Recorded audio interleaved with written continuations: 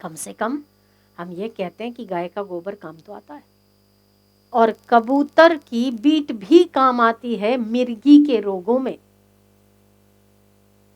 पशु और पक्षियों की बीट भी काम लगती है, मनुष्य का क्या उपयोग है? संग्रह करना, बच्चे पैदा करना, नाशवान बुद्धि में महत्व बुद्धि रखना, नाशवान पदार्थों में महत्व बुद्धि रखना, और दुखी सुखी होना। हमने तो अपना रस कुछ भी नहीं बनाया, उनकी तो लीद भी काम आई, उनके तो मरने के बाद सींग भी काम आए, उनका चमड़ा भी काम आया। मनुष्य का क्या काम आया? मरने के बाद तो मनुष्य का कुछ काम नहीं आता है। जीते जी अगर कुछ काम लग सकता है तो उसकी बुद्धि यदि परमात्मा में लग रही है, उसका शरीर और उसकी योग्यता परोपकार में लग रही है, तब उसके होने का अर्थ सिद्ध होता है। वरना इतने बड़े मानव का उपयोग क्या है? विचार करके देखना चाहिए और विवेक का आदर करना चाहिए। इसीलिए अव्यय पुरुष की उपासना करनी चाहिए, जो कभी व्यय नहीं होता, कभी क्षीण नहीं होता, कभी बदलता नहीं है। उसकी उपासना करना मनुष्य का कर्तव्य है। मनुष्यों की शादी होती है तो शहनाई बजती है, इनविटेशन लिखना पड़ता है। मनुष्य को तो वो भी झंझट है, पशुओं को तो वो भी झंझट नहीं है, पत्रिका ही नहीं लिखनी पड़ती उन्हें। मनुष्य कितनी जफाकशी करता है, फिर क्या, क्यों, किस लिए? ये विचार तो मनुष्य ही करेगा ना। तो विवेक का आदर करना चाहिए। अगर तो हमारा जन्म केवल खाने के लिए हुआ है तो हम मछली और बकरी से ज़्यादा नहीं है। अगर हमारा जन्म केवल काम उपभोग के लिए हुआ है, मुख्य आप यदि यही करते हैं, तब आप कबूतर से ज़्यादा नहीं है। अगर आप केवल संग्रह करने के लिए, मतलब लोभ के लिए अन्न उपार्जन करते हैं, तब आप चींटी से ज़्यादा नहीं है। फिर आपका उपयोग क्या है?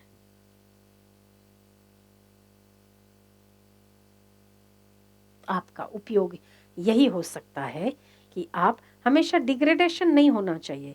ये जो पशु पक्षी अभी बने ना, वो धीरे धीरे करके मनुष्य योनि में आएंगे, एक के बाद एक के बाद एक के बाद। वो फिर गाय मनुष्य बनेगी, शूद्र अवतार लेगी, या ब्राह्मण क्षत्रिय में अवतार लेगी, फिर ऐसी जगह लेगी जहाँ पर उसे परोपकार करना सुलभ हो, जहाँ ज्ञान लेना सुलभ हो। धीरे धीरे सब पशु पक्षी विकास करते हैं, और मानव विकसित होने के बाद अगर वो नीचे आ जाए तो ये सबसे बड़ा दुर्भाग्य नहीं होगा? मानव अगर लोभ करके, काम करके यदि कबूतर की योनि में जाता है तो धिक्कार उसकी योनि को, उसके जन्म को धिक्कार है। यदि केवल खाने में अपना मन लगाता है तो मछली बनता है, धिक्कार है, मानव होके मछली बन गया। मानव के बाद उसे देवता बनना है, और देवता के बाद उसे परमात्मा बनना है। यही उसकी उपयोगिता है। विकास करना, उत्तर की ओर बढ़ना। कि आप यदि असुरी प्रवृत्ति के हैं तो दैवी प्रवृत्ति अपनाइए, दैवी प्रवृत्ति के हैं तो आप मानव कहलाने के योग्य हैं। यदि आप मानव हैं तो आप भगवान बनने के योग्य हो सकते हैं। जैसे सूर्य उत्तर की ओर बढ़ते, वैसे ही मनुष्य को अपने मन की गति को उत्तर की ओर करना चाहिए। इसीलिए भजन में मन लगाना चाहिए। चलते फिरते भी अगर आप जप करते हैं तो आपके मन की सुरक्षा होती है। प्रयत्न पूर्वक। फालतू मन इधर उधर बहुत दौड़ता होगा। एक दिन में मनुष्य को 70,000 से ज्यादा विचार आते हैं। कितने? 70,000 से ज्यादा। आपने गिनती नहीं लगाई होगी। वो 70,000 में से आपको 7 भी याद नहीं रहते, क्योंकि फालतू हैं तो क्या याद रखोगे, है भाई? 70,000 से ज्यादा एक इंसान के मन में विचार उत्पन्न होते एक दिन में। आपको 7 भी याद नहीं रहते। याद है सुबह से आपने क्या सोचा? बताओ बताओ बताओ बताओ। रूटीन की बात मत करो। खाना पीना सोना नहाना ये आपका रूटीन है। ये आपको विचार नहीं करना पड़ता है, सहज होता है। आपको करना है तो आपको करना है। आपने सोचा क्या? आपको क्या विचार आए?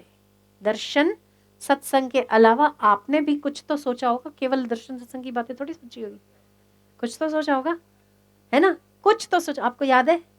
नहीं याद है। क्यों याद नहीं है? क्योंकि वो इतने विचार उठते हैं, किन किन विचारों को तूल दोगे, पागल हो जाओगे तूल दोगे तो। 70,000 में से 7 विचार भी आपको दिन के याद नहीं रहेंगे। क्यों? क्योंकि उनकी कीमत ही नहीं है। तो हम उनकी कीमत ही नहीं है, उन नगण्य विचारों को तूल दें या वो चलते रहें, उससे बेहतर नहीं है जिस परमात्मा के चिंतन की या जिस भगवान नाम की कीमत है, जरा सा वो करने की आदत डाल लो तो पुण्य का पुण्य हो जाएगा, जीवन सफल हो जाएगा, समय सफल हो जाएगा। क्यों व्यर्थ हम चिंतन करते? व्यर्थ चिंतन करके मनुष्य अपने आप का ह्रास ही करता है।